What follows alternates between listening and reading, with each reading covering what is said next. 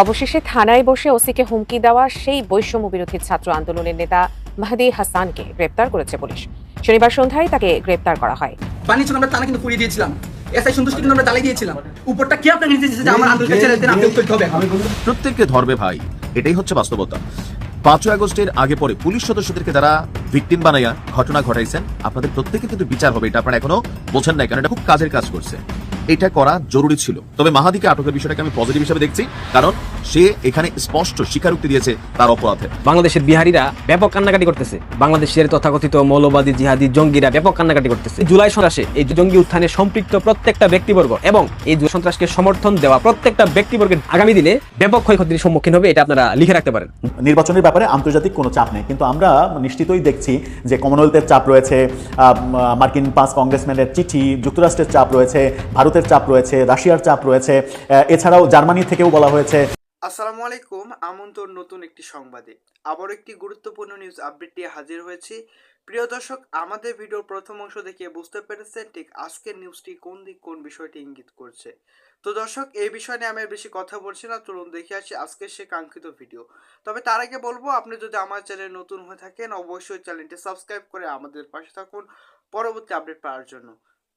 তো চলুন দর্শক, এই ভিডিও দেখে আসি, তারপর এই বিষয় নিয়ে কথা বলছি। আমরা টানা কিন্তু পুড়িয়ে দিয়েছিলাম, এসআই সন্তুষ্টি কিন্তু আমরা জ্বালিয়ে দিয়েছিলাম। আওয়ামী লীগের দাবি তাহলে কি সত্য? বৈষম্য বিরোধীরা সুবিধা করে দিল আওয়ামী লীগকে। 24-এর গণঅভ্যুত্থানের পর আওয়ামী লীগের পক্ষ থেকে বারবার একটি অভিযোগ সামনে আনার চেষ্টা করা হয়েছে।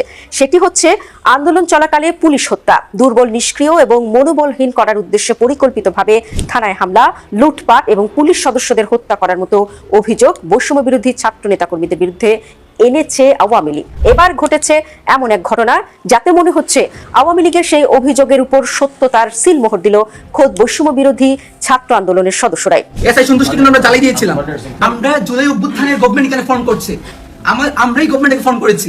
শুক্রবার হবিগঞ্জের শায়েস্তাগঞ্জ থানায় নিজেদের এক কর্মীকে ছাড়িয়ে আনার উদ্দেশ্যে যায় বৈষম্য বিরোধী ছাত্র আন্দোলনের বেশ কয়েকজন। এই ঘটনা নিয়ে ছড়িয়ে পড়া একটি ভিডিও এখন সামাজিক যোগাযোগ মাধ্যমে ভাইরাল। সেখানে বৈষম্য বিরোধী ছাত্র আন্দোলনের হবিগঞ্জ জেলার সদস্য সচিব মাহদি হাসানকে বলতে শোনা যাচ্ছে, আমরা আন্দোলন করে গভর্নমেন্টকে রিফর্ম করেছি, সেই জায়গার প্রশাসন আমাদের লোক, আপনি আমাদের ছেলেকে গ্রেফতার করে নিয়ে এসেছেন, আমাদের সঙ্গে বাক বিতণ্ডা করছেন, এখন বলছেন আন্দোলনকারী হয়েছেন। তো কি হয়েছে? আমাদের এখানে 17 জন শহীদ হয়েছে, আমরা বানিয়াচং থানাকে পুড়িয়ে দিয়েছিলাম, এসআই সন্তোষকে জ্বালিয়ে দিয়েছিলাম, আপনি এসেছেন ঠিক আছে, কিন্তু কোন সাহসে এই কথা বললেন জানতে চাই। বিবিসির রিপোর্ট থেকে জানা যাচ্ছে, 24-এর গণ আন্দোলন চলাকালে বাংলাদেশের বৃহত্তম গ্রাম বানিয়াচংয়ে 5 আগস্টের অভ্যুত্থানের দিনে সংঘর্ষ, থানায় হামলা, পুলিশের গুলিতে গ্রামবাসীর মৃত্যুর পর সেনাবাহিনী প্রশাসনের সঙ্গে বিক্ষুব্ধ গ্রামবাসীর পুলিশ হত্যার দাবি নিয়ে দর কষাকষির এক নজিরবিহীন ঘটনা ঘটে। ওই দিন বিক্ষুব্ধ লোকজন বানিয়াচং থানায় আক্রমণ চালিয়ে অস্ত্র লুট করে, পাশাপাশি আগুন ধরিয়ে দেয় এবং অর্ধশতাধিক পুলিশকে অবরুদ্ধ করা হয়। এর আগে সেখানে পুলিশের গুলিতে অন্তত 8 জন গ্রামবাসী নিহত হয়। পুলিশের গুলিতে মৃত্যুর পর হাজার হাজার গ্রামবাসী থানা ঘেরাও করে সেখানে থাকা সব পুলিশকে হত্যার হুমকি দেয়। দিনভর আলাপ আলোচনার পর গভীর রাতে পুলিশ সদস্যদের থানার ভেতর থেকে উদ্ধারের সময় এসআই সন্তোষ চৌধুরীকে বাছাই করে ছিনিয়ে নিয়ে থানা চত্বরেই পিটিয়ে হত্যা করা হয়। পরদিন 6 আগস্ট তার মরদেহ থানার সামনে একটি গাছে ঝুলিয়ে রাখা হয়। 24-এ সে উত্তাল সময়ে জাতিসংঘের রিপোর্ট অনুযায়ী সারা দেশব্যাপী প্রায় 1,500-এরও কাছাকাছি সাধারণ মানুষ এবং রাজনৈতিক নেতাকর্মী নিহত হয়। এদের বেশিরভাগই আইন শৃঙ্খলা বাহিনীর গুলিতে মারা যায় বলে অভিযোগ আছে। এই ধরনের অভিযোগে একটি মামলায় এরই মধ্যে সাবেক প্রধানমন্ত্রী শেখ হাসিনা এবং সাবেক স্বরাষ্ট্রমন্ত্রী আসাদুজ্জামান খান কামালের ফাঁসির রায় ঘোষণা করেছে আন্তর্জাতিক অপরাধ ট্রাইব্যুনাল। অন্যদিকে বিক্ষুব্ধ জনতা বিভিন্ন থানা এবং পুলিশ সদস্যদের উপর আক্রমণ করে সেই সময় এতে বেশ কয়েকজন পুলিশ সদস্য নিহত হয়।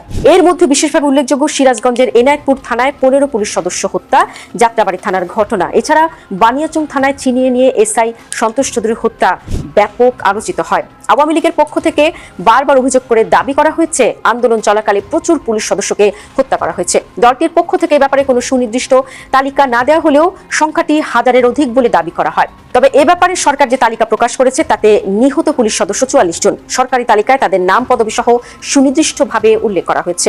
বিশেষজ্ঞরা মনে করছেন, হবিগঞ্জের বৈষম্য বিরোধী ছাত্র আন্দোলনের নেতা বানিয়াচং থানায় হামলা এবং পুলিশ সদস্যকে জ্বালিয়ে দেওয়ার ঘটনার উল্লেখ করার মধ্য দিয়ে এই ঘটনার দায় নিজেদের কাঁধে সব অপ্রণোদিতভাবে নিয়েছেন। ভবিষ্যতে তার বক্তব্য উদাহরণ হিসেবে বিবেচিত হবে বলে মনে করেন তারা। এ ব্যাপারে বিবিসিকে মানবাধিকার কর্মী এলিনা খান বলেছেন, একটা হত্যা যেটাই হোক না কেন সবকিছুরই কিন্তু একটা ডায়েরি থাকা উচিত এবং সেটা লিপিবদ্ধ হওয়া উচিত। সেটা থেকে কি ঘটনা ঘটেছিল তার তদন্ত হোক, চার্জশিট হোক অথবা ফাইনাল রিপোর্ট হোক, যেটাই হোক না কেন সেটারও কিন্তু থাকা উচিত, কারণ এটা তো ইতিহাস। এই ইতিহাস অনেক বছর যাবে। থানায় হামলা চালিয়ে পুলিশ হত্যার ঘটনায় মামলার এখন পর্যন্ত কোনো অগ্রগতি নেই। এ ব্যাপারে সরকারের অবস্থানও স্পষ্ট নয়। কিন্তু হবিগঞ্জের বৈষম্য বিরোধী নেতার বক্তব্য, বারবার আওয়ামী লীগের অভিযোগ চোখে আঙুল দিয়ে দেখিয়ে দিচ্ছে পুলিশ হত্যার মতো বিষয় 24-এর 5 আগস্টের 1.5 বছর পরও চাপা পড়েনি।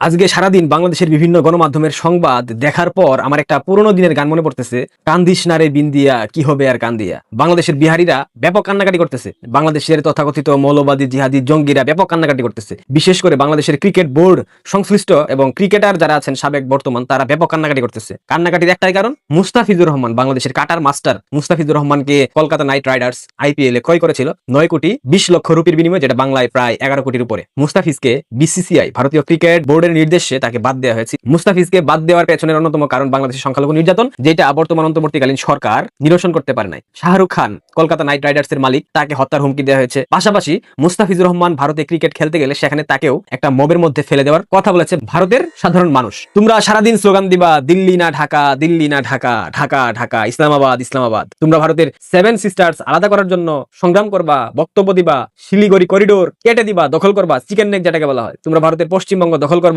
তোমরা ভারতের পতাকা পায়ের নিচে ফেলবা, তোমরা ভারতের জাতীয় সঙ্গীতকে ব্যঙ্গ করবা, তোমরা ভারতের আঞ্চলিক স্থিতিশীলতাকে নষ্ট করার জন্য উগ্রপন্থী চরমপন্থী জঙ্গি গোষ্ঠীর সাথে হাত মিলিয়ে একসাথে কাজ করবা। আর তোমার দেশের একজন ক্রিকেটারকে ভারতবর্ষ সেখানে নিয়ে খেলাবে, আবার তার বিনিময়ে দেবে ভারতীয় রুপি। টাকা কি গাছে ধরে? অনেকেই বলতেছে ক্রিকেটের সাথে রাজনীতি মেশানো উচিত না। ওরে বাবারে বাবা, মনে নাই পাকিস্তানের সাথে একমাত্র রাজনৈতিক ইস্যুর কারণে প্রথম IPL এর প্রথম সিজনে পাকিস্তানের সকল ক্রিকেটার অংশ নিয়েছিল, পরবর্তীতে পাকিস্তানের কোনো ক্রিকেটারকে IPL এ দেখা যায়নি। এটা কি কারণ ছিল? অবশ্যই রাজনৈতিক কারণ ছিল। দুই দেশের মধ্যে উত্তপ্ত পরিস্থিতির কারণে কিন্তু IPL এ পাকিস্তানের ক্রিকেটাররা খেলতে পারে নাই, কোয়ালিটি থাকা সত্ত্বেও। ঠিক একইভাবে তোমরা স্বাধীনতার 55 বছর পরে এসে পাকিস্তানের সাথে প্রেম করবা, পাকিস্তানের জঙ্গি সন্ত্রাসী সংগঠনের সাথে সম্পর্ক করবা, তাদের সাথে কি করবা, ঘর সংসার করবা, বাচ্চা কাচ্চা পয়দা করবা, সুখুরি ইউনুস পাকিস্তানের পারপাস সার্ভ করবে। আর বাংলাদেশ ক্রিকেটের মধ্যে যে মৌলবাদী শক্তির উত্থান আমরা দেখেছি, নিয়ন্ত্রণ আমরা দেখেছি, সেটা দেখার পর তোমাদের কি মনে হয়? ভারতের মতো বৃহৎ গণতান্ত্রিক রাষ্ট্রে তাদের দেশের নাগরিকদের মতের বাইরে গিয়ে ভারতবর্ষের ক্রিকেট বোর্ড BCCI তোমাদের ক্রিকেটারকে নিয়ে খেলাবে, বিনিময়ে দিবে 9 কোটি রুপি। এখন কান্নাকাটি করতেছো কেন? তোমরা তো ভারতীয় আধিপত্যবাদ বিরোধী, তোমরা তো ভারতের আগ্রাসনের বিরুদ্ধে কথা বলো। তাহলে ভারত আধিপত্যবাদ আচরণ করেছে, সেটার জন্য তোমরা সংগ্রাম করো, লড়াই করো, প্রয়োজনে দিল্লি অভিমুখে লং মার্চ ঘোষণা করো, সীমান্তে গিয়ে ঝামেলা করো। তোমরা ভারতীয় হাইকমিশনে হামলা করবা, ভারতীয় হাইকমিশনের গাড়িতে ইট পাটকেল ছুড়বা, ভারতের পতাকাকে পুড়িয়ে ফেলবা, আর ভারত তোমাদের ক্রিকেটারকে নিয়ে খেলাবে। এগুলা কেন ভাবো তোমরা? তোমাদের মধ্যে এত ডাবল স্ট্যান্ডার্ড কেন বাঙালি জাতি? এই জুলাই সন্ত্রাসে, এই জুলাই জঙ্গি উত্থানে সম্পৃক্ত প্রত্যেকটা ব্যক্তিবর্গ এবং এই জুলাই সন্ত্রাসকে সমর্থন দেওয়া প্রত্যেকটা ব্যক্তিবর্গের আগামী দিনে ব্যাপক ক্ষয়ক্ষতির সম্মুখীন হবে, এটা আপনারা লিখে রাখতে পারেন। জুলাই স্ক্যামে যারা সমর্থন দিয়েছিল, বাংলাদেশের অধিকাংশ ক্রিকেটার সমর্থন দিয়েছিল, অধিকাংশ ক্রিকেটার স্ট্যাটাস দিয়েছে। আমি মুস্তাফিজকে সেই ক্ষেত্রে সেই তালিকায় অন্তর্ভুক্ত করবো না। মুস্তাফিজ যথেষ্ট সভ্য, 7-5 এর মধ্যে নাই, মাটির মানুষ। কিন্তু মুস্তাফিজ এই উগ্রপন্থী চরমপন্থী সন্ত্রাসী জঙ্গি গোষ্ঠীর বলির পাঠা হলো। আজকে কেন বাংলাদেশের একজন স্বনামধন্য ক্রিকেটার, প্রথম সারির ক্রিকেটার, তাকে ভারতীয় IPL এ খেলতে দেওয়া হলো না? ভারতবর্ষ কেন তাকে খেলতে দিল না? ভারতবর্ষের সাধারণ মানুষ কেন মুস্তাফিজকে হুমকি দিল? কেনই বা মুস্তাফিজের জন্য শাহরুখ খানকে হুমকির সম্মুখীন হতে হলো? সবটুকু দায় বাংলাদেশের ধর্মীয় উগ্রবাদী জঙ্গি গোষ্ঠীর। তারা প্রতিনিয়ত ভারতের বিভিন্ন বিষয়কে তুচ্ছতাচ্ছিল্য করেছে। পাশাপাশি বাংলাদেশে যে মবের সংস্কৃতি সৃষ্টি হয়েছে, এখন মুস্তাফিজ IPL খেলতে গেলে সেখানে যদি মবের হাতে পড়ে যায়, সেটা কি ভালো লাগবে? অবশ্যই ভালো লাগবে না। সেটা ভারতীয় ক্রিকেট বোর্ড বুঝে শুনে সেই সিদ্ধান্ত নিয়ে ভারতীয় ক্রিকেট বোর্ড এবং কলকাতা নাইট রাইডার্সের সরাসরি তত্ত্বাবধানে মুস্তাফিজকে স্কোয়াড থেকে বাদ দেওয়া হয়েছে। হয়তোবা তাকে ক্ষতিপূরণ দেবে কিনা সেটা নিয়ে এখন কোনো তথ্য আসে নাই, আসতেও পারে। ভারতবর্ষকে আমার অন্তরের অন্তঃস্থল থেকে অসংখ্য ধন্যবাদ। কোনো জঙ্গিদের সাথে সম্পর্ক রাখার দরকার নেই। এখানে মুস্তাফিজ ভুক্তভোগী হয়েছে, তার 9 কোটি টাকা ক্ষতির সম্মুখীন হয়েছে সে, এটা মুখ্য বিষয় না। মুখ্য বিষয় হচ্ছে জঙ্গি সন্ত্রাসীদের সাথে কোনো প্রকার সম্পর্ক রাখা যাবে না। জঙ্গি সন্ত্রাসীদের সাথে প্রয়োজনে কূটনৈতিক সকল সম্পর্ক ত্যাগ করা উচিত ভারতের। আমরা একটা সময় বলতাম ভারত বাংলাদেশে আক্রমণ করবে, কিন্তু পরবর্তীতে বুঝতে পারলাম ভারত বাংলাদেশকে আক্রমণ করতে হবে না। ভারত বাংলাদেশকে অর্থনৈতিকভাবে পঙ্গু করে দিতে পারে। ভারত থেকে পেঁয়াজ না আসলে, ভারত থেকে রসুন না আসলে, ভারত থেকে কাঁচামরিচ না আসলে, ভারত থেকে গার্মেন্টসের মালামাল না আসলে, কাঁচামাল, ভারত থেকে ডাল না আসলে, ভারত থেকে চাল না আসলে, ভারত থেকে মশলা না আসলে এই বাঙালি না খেয়ে মরবে। লিখে রাখেন আপনারা, কারণ ভারত থেকে আসার যে রপ্তানি আমদানি ব্যয়, এই ব্যয়টা পৃথিবীর অন্য যে কোনো দেশ থেকে আমদানি রপ্তানি করতে গেলে দ্বিগুণ হয়ে যাবে, বেড়ে যাবে, যেটা বর্তমানে বাংলাদেশের সরকারের পক্ষে এফোর্ড করা সম্ভব না, কারণ অর্থনৈতিক অবস্থা খুবই জঘন্য। বাংলাদেশের ইকোনমিক্যাল অবস্থা খুবই জঘন্য, এটা তারা প্রকাশ করছে না। যে কোনো সময় যে কোনো পরিস্থিতিতে দেখবেন বাংলাদেশের অর্থনীতি বিপর্যস্ত হয়ে গেছে, ধ্বংস হয়ে গেছে। এই দেশ আর অর্থনৈতিকভাবে ঘুরে দাঁড়াতে পারবে না, কারণ এই দেশে এখন যারা নিয়ন্ত্রণ করছে সব চোর, সব বাটপার। ইউনুস একটা ফার্স্ট ক্লাস চোর, ইউনুসের উপদেষ্টা পরিষদে যারা আছে সবগুলাই চোর, একটা ডাকাত। এই ডাকাতদের নিয়ন্ত্রণে বাংলাদেশ চলবে আর বাংলাদেশ স্থিতিশীল থাকবে, এটা আপনারা যদি ভেবে থাকেন তবে ভুল ভাবছেন। মুস্তাফিজের মতো অসংখ্য মানুষ ভুক্তভোগী হবে এই জঙ্গিদের কারণে। আন্তর্জাতিক পরিমণ্ডলে বাংলাদেশ একটা জঙ্গিবাদী রাষ্ট্র হিসেবে সুপরিচিতি পেয়ে গেছে। এখান থেকে বাংলাদেশকে বের করার মতো সামর্থ্য এই মুহূর্তে বাংলাদেশের কোনো নেতার মধ্যে নাই। বাংলাদেশের অভ্যন্তরে জঙ্গিবাদ একটা মেসাকার সৃষ্টি করে ফেলেছে। যে কোনো সময় দেখবেন বাংলাদেশে জঙ্গি হামলা হতে পারে। পাকিস্তানের যে আধিপত্য বাংলাদেশে দেখতে পাচ্ছি, তাতে করে এই বাংলাদেশে রক্ষা হওয়ার কোনো পথ খোলা আছে বলে আমার এই মুহূর্তে আর মনে হচ্ছে না। কেমন লাগতেছে বাংলাদেশের তথাকথিত বুদ্ধিজীবী সুশীল এরা এখন ভারতকে দোষারোপ করছে, ভারত কেন ক্রিকেটের মধ্যে খেলাধুলা মিশায়, তোমরা ভারতের সাথে সম্পর্ক নষ্ট করবা, তোমরা ভারতের এটা করবা, ভারত বয়কট করবা। তো ভারতের আইপিএল বয়কট করো। অনেকে বলার চেষ্টা করছে ভারতের সকল টিভি চ্যানেলের সম্প্রচার বন্ধ করে দিতে। ভারতের টিভি চ্যানেলের সম্প্রচার বাংলাদেশে বন্ধ করলে বাংলাদেশের নারী জাতি যারা ভারতের সিরিয়ালের ভক্ত তারাই তোমাদেরকে পিটিয়ে ক্ষমতা থেকে নামিয়ে ফেলবে, আর কাউকে লাগবে না। সবকিছু করার পূর্বে ভাবা উচিত তোমার সক্ষমতা কতটুকু, তোমার ধারণ ক্ষমতা কতটুকু, ঠিক কোথায় গিয়ে তোমাকে থামতে হবে এটা তোমাকে বুঝতে হবে, অন্যথায় তুমি কখনোই সফলতার শেখরে অবতরণ করতে পারবা না। এটাই বাস্তবতা। বিশেষজ্ঞ তাসনিম জারা এনসিপি থেকে যে পদত্যাগ করে স্বতন্ত্র নির্বাচন করার জন্য মনোনয়নপত্র জমা দিয়েছিল, তার মনোনয়নকে বাতিল করে দেওয়া হয়েছে। কেন দেওয়া হয়েছে, কি কারণে দেওয়া হয়েছে, বিস্তারিত ব্যাখ্যা হয়তো আপনারা শীঘ্রই জানতে পারবেন। এখন বিস্তারিত ব্যাখ্যা নির্বাচন কমিশনের পক্ষ থেকে জানানো হয়নি। নির্বাচন কমিশনকে স্বচ্ছ প্রমাণ করার জন্য এটা একটা সাজানো নাটক। তাসনিম জারা আরো একাধিক ব্যক্তিবর্গের মনোনয়ন বাতিল হতে পারে, পরবর্তীতে তারা আপিল করবে, আপিলের পর দেখবেন তারা মনোনয়নপত্র ফিরে পাবে। সো এইসব বিষয় নিয়ে তো মাথা ঘামানোর কিছু নাই, এগুলো আমি আপনাদেরকে আবার বলে রাখতেছি। তাসনিম জারা সহ একাধিক ব্যক্তিবর্গের মনোনয়ন বাতিল হবে, আপিলের মধ্য দিয়ে আবার দেখবেন তারা মনোনয়ন ফিরে পেয়েছে। এগুলো সবকিছু করা হচ্ছে নির্বাচন কমিশনকে বৈধ প্রমাণ করার জন্য, নির্বাচন কমিশনকে স্বচ্ছ প্রমাণ করার জন্য। নির্বাচন কমিশন কোনো নির্দিষ্ট রাজনৈতিক দলের এজেন্ডা বাস্তবায়ন করবে না, এটা সাধারণ মানুষকে মেসেজ দেওয়ার জন্য এবং বাংলাদেশের বিভিন্ন প্রেক্ষাপটে মেসেজ দেওয়ার জন্য, পাশাপাশি আন্তর্জাতিক পরিমণ্ডলে একটা মেসেজ দেওয়া হবে যে সরকারের পৃষ্ঠপোষকতায় যারা ছিল বা আছে তারাও তাদের মনোনয়ন সঠিকভাবে যদি তারা দাখিল করতে না পারে সেক্ষেত্রে বাতিল করে দেওয়া হচ্ছে। এই একটা মেসেজ দেওয়ার জন্য তাসনিম জারার মনোনয়নপত্র বাতিল হয়েছে সাময়িকভাবে, এবং খুব শীঘ্রই দেখবেন সেটা সে ফিরে পেয়েছে। এসব নাটক আপনারা কেউ কান দিয়ে না, এসব নাটক দেখারই প্রয়োজন নাই। আজকে মানিকগঞ্জের এক আসনের বিএনপির প্রার্থী জিন্না কবির বক্তব্য দিতেছে বাংলাদেশ আওয়ামী লীগ এবং সনাতনীরা যদি ধানের শীষে ভোট না দেয় তারা বাংলাদেশে থাকতে পারবে না, তাদেরকে বাংলাদেশ থেকে বের করে দেওয়া হবে। ভিডিওটা দেখেন। আমি স্পষ্টভাবে বলতে চাই, যদি আওয়ামী লীগের কেউ থাকেন এবং সনাতনী ধর্মের যারা রয়েছেন, আগামীতে যদি ধানের শীষে ভোট দিয়ে আপনারা যদি বিএনপিকে এই দেশ পরিচালনার সুযোগ না দেন, আমি জিন্না পবিত্রের বাড়িতে দাঁড়িয়ে বলে যাচ্ছি, আপনারা কেউ এই বাংলার মাটিতে বসবাস করতে পারবেন না, এই বাংলার কোনো স্বাধীনতা থাকবে না। এই ভিডিওতে সে যা বললো এটা কি কোনো সভ্য রাজনৈতিক মানুষের মধ্যে পড়ে? এটা কি কোনো সভ্য রাজনৈতিক দলের কোনো নেতার বক্তব্য হতে পারে? এটা কি কোনো সভ্য গণতান্ত্রিক রাষ্ট্রের একজন নেতার মুখের বাণী হতে পারে? একটা দেশে কে কাকে ভোট দেবে, কে কাকে ভোট দেবে না, এটা তার রাষ্ট্রীয় অধিকার, গণতান্ত্রিক অধিকার, রাজনৈতিক অধিকার, নাগরিক অধিকার, ব্যক্তি স্বাধীনতা। তাহলে এইখানে কেন হস্তক্ষেপ করা হচ্ছে? কে কাকে ভোট দেবে সেটা তো তার ব্যক্তিগত বিষয়, সেটা তো তার পছন্দের উপর নির্ভরশীল। ধানের শীষ প্রতীকে ভোট না দিলে বাংলাদেশে থাকতে পারবে না, বাংলাদেশে থাকতে দেওয়া হবে না সনাতনী এবং আওয়ামী লীগদেরকে। দেশটা কি খালেদা জিয়ার বাপের? দেশটা কি তারেক রহমানের বাপের? দেশটাকে জিন্না কবিরের বাপে তাকে বর্গা দিয়ে গেছে? বিএনপি কখনোই শুধরাবে না। পৃথিবীর সবকিছু শুধরাবে, কিন্তু বিএনপি নামক এই অসভ্য ইতর বদমাশদের যে রাজনৈতিক দল, এই দল কখনো শুধরাবে না। এরা জোর করে সবকিছু আদায় করতে চায়। বাংলাদেশের মানুষকে জোর করে কোনো কিছু আদায় করে কেউ দীর্ঘমেয়াদে থাকতে পারে না। এরা এটা বুঝতে পারতেছে না, এরা এখনো লম্ফজম্ব করতেছে। যাই হোক, মুস্তাফিজের এই ঘটনাকে কেন্দ্র করে অনেকে অনেক কথা বলার চেষ্টা করছেন, অনেকে ভারতকে অপমান করছেন, অপদস্থ করছেন। আপনাদেরকে বলি, ভারত তাদের সিদ্ধান্তে অটুট, তাদের সিদ্ধান্তে অটুট থাকা প্রয়োজন বলে মনে করি। ভারতের এত মানুষের চাওয়ার বাইরে গিয়ে ভারতের ক্রিকেট বোর্ড কিংবা কলকাতা নাইট রাইডার্স মুস্তাফিজকে খেলানোর মতো একটা ভয়ঙ্কর সিদ্ধান্তে তারা কখনো আগাবে না। সো যা হয়েছে ভালো হয়েছে। ভারতীয় ক্রিকেট বোর্ডকে ধন্যবাদ, কলকাতা নাইট রাইডার্সকে ধন্যবাদ, আইপিএল কর্তৃপক্ষকে ধন্যবাদ, এরকম জঙ্গিবাদী উগ্রবাদী গোষ্ঠীর সাথে কোনো প্রকার সম্পর্ক না রাখার জন্য। আমি আবারও বলছি, মুস্তাফিজ আমার দেশের ক্রিকেটার, অনেক প্রতিভাবান, মুস্তাফিজ অনেক ভালো মানুষ, মুস্তাফিজের বিপক্ষে আমি কোনো কথা বলছি না। কিন্তু মুস্তাফিজ এই তথাকথিত মৌলবাদী জঙ্গি উগ্রবাদী সাম্প্রদায়িক গোষ্ঠীর জন্য একটা বিশাল ক্ষতির শিকার হলো। কারণ সামনে টি-20 বিশ্বকাপ, এর আগে যদি মুস্তাফিজ আইপিএল খেলতে পারতো তাহলে তার জন্য অনেকটা ভালো হতো, বাংলাদেশ ন্যাশনাল টিমের জন্য অনেকটা ভালো হতো। বাংলাদেশ ন্যাশনাল টিমে যারা মৌলবাদী গোষ্ঠী আছে, মৌলবাদী চক্র আছে, তাদের এখান থেকে শিক্ষা নেওয়া উচিত। অদূর ভবিষ্যতে এরকম ঘটনার পুনরাবৃত্তি আরো অনেক ঘটবে, মাথায় রাখবেন। সুপ্রিয় দর্শক শ্রোতা মণ্ডলী, আপনারা এই মুহূর্তে আমাকে যে যেখান থেকে দেখছেন এবং পরবর্তীতে যে যেখান থেকে দেখবেন, আপনাদের সকলকে জানাই আমি আমার প্রাণঢালা অভিনন্দন এবং শুভেচ্ছা। আপনারা ব্যানার এবং হেডলাইন যেটা করেছি সেটা থেকে বুঝতে পারছেন যে আওয়ামী লীগের নতুন কর্মসূচি আসছে, এবং তা আসছে 11ই জানুয়ারির পর। 11ই জানুয়ারির পর, হয়তো বা 11ই জানুয়ারি, 12ই জানুয়ারি, যে কোনো মুহূর্তে জননেত্রী শেখ হাসিনা আন্দোলনের নতুন কর্মসূচি ঘোষণা করতে যাচ্ছে। আর সেটা হবে আওয়ামী লীগের ঘুরে দাঁড়ানোর মূল কাণ্ডারি। কারণ হচ্ছে আওয়ামী লীগ বিএন নির্বাচন হবে না, আমরা বারবার বলছিলাম আওয়ামী লীগ বিএন নির্বাচন হবে না, দেশের জনগণও বলছিল যে আওয়ামী লীগ বিএন নির্বাচন হবে না। এরপরেও বর্তমান এই ইন্ট্রিম দখলদার গভর্নমেন্ট তারা নির্বাচন করতে চাচ্ছেন, একতরফা নির্বাচন।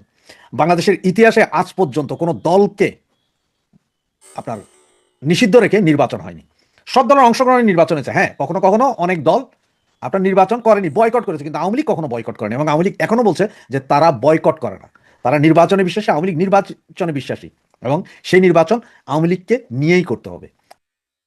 এরপরে কি হবে তা আমরা এখনো জানি না। এদিকে তো সারা দেশের ম্যাক্সিমাম বন্দর, পোর্ট, বিমানবন্দর, নৌবন্দর সবই অলরেডি বিক্রি হয়ে গেছে, আর কিছু বাকিও নেই।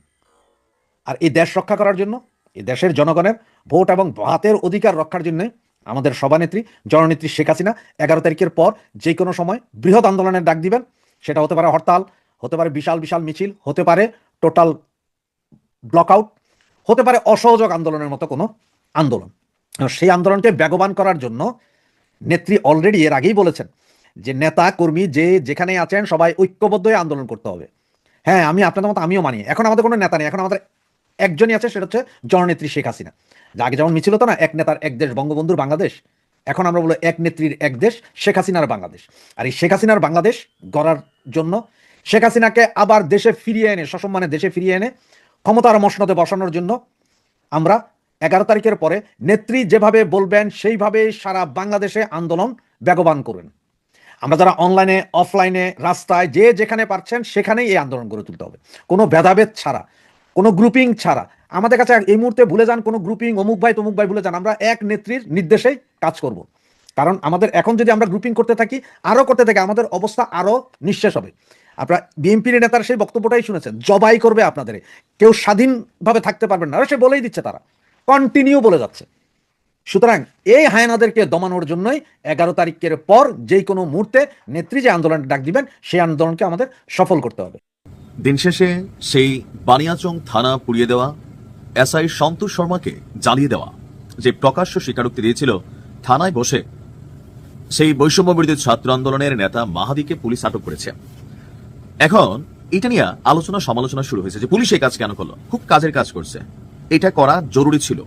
দেখেন, আপনি একটা থানার মধ্যে বসে প্রকাশ্যে আপনি দুইটা ক্রাইমের আন্দোলন, এক ছিল থানাতে জ্বালাও পোড়াও, পুলিশ সদস্যদেরকে বাইচা বাইচা হত্যা করা, এটা তো ছিল আরেকটা অন্য মুভমেন্ট, তাই না? এটা বাংলাদেশের মানুষ কিন্তু বুঝতে পারছে পরে। তো তোমরা এই কাজ করছো, আবার পুলিশের সামনে এসে বলবা পুলিশ তোমাদেরকে ছেড়ে দিবে, এটা তুমি কেন আশা করছো?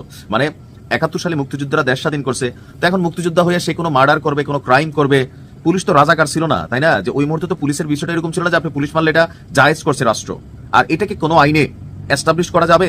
তবে মজার বিষয় হচ্ছে, আমি যখন নিউজটা করছি তখন হবিগঞ্জ থানা ঘেরাও করেছে বৈষম্য বিরোধী ছাত্র আন্দোলনের যারা সেই এলাকার যারা কর্মী এবং সমর্থক আছেন। হবিগঞ্জ থানাকে প্রোটেকশন দিতে আমরা সেখানে সেনাবাহিনীর উপস্থিতি দেখছি। এটাও কি বাড়াবাড়ি না? অবশ্যই বাড়াবাড়ি। আপনাকে আইনের ভেতর থাকতে হবে। অনেকে এখনো বোঝে নাই, দিন শেষে যে প্রত্যেকেই বাটে পড়বে, কারণ আপনি হুট করে এসে একটা ঘটনা ঘটাই দিতে পারবেন, কিন্তু এর পরবর্তীতে দিন শেষে যে অ্যাকশনগুলো আপনার বিরুদ্ধে হবে সেটাকে আপনি নিতে পারবেন। প্রথম আলো ডেইলি স্টারে হামলা চালাইছে, একজনের কি এই মুহূর্তে রক্ষা হইতেছে? প্রত্যেককে ধরবে ভাই, এটাই হচ্ছে বাস্তবতা। 5 আগস্টের আগে পরে পুলিশ সদস্যদেরকে যারা ভিকটিম বানাইয়া ঘটনা ঘটাইছেন, আপনাদের প্রত্যেকের কিন্তু বিচার হবে। এটা আপনারা এখনো বোঝেন নাই, কারণ এটা পুলিশ কমিউনিটির একটা প্রতিশোধের ইস্যু হোক, রক্তক্ষরণের ইস্যু হোক, এটা কিন্তু হয়েছে। আর কেন বাইচা বাইচা এসআই সন্তোষ শর্মাকে ওই রাতে শেষ করা হয়েছিল, এটার পেছনে অন্য কোনো উদ্দেশ্য ছিল বলে আমারও মনে হয়। কারণ কি, যেই রাতে এই ঘটনা হয়েছে, আমি গতকালকে নিউজটাতে বলছি, এখানে প্রায় 50 জন পুলিশ সদস্যকে একটা রুমে আটক রাখা হয়েছিল। সবাইকে বের করে দিয়ে বেছে বেছে এসআই সন্তোষ শর্মা তাকেই কেন টার্গেট করা হলো? পেছনে কি উদ্দেশ্য ছিল?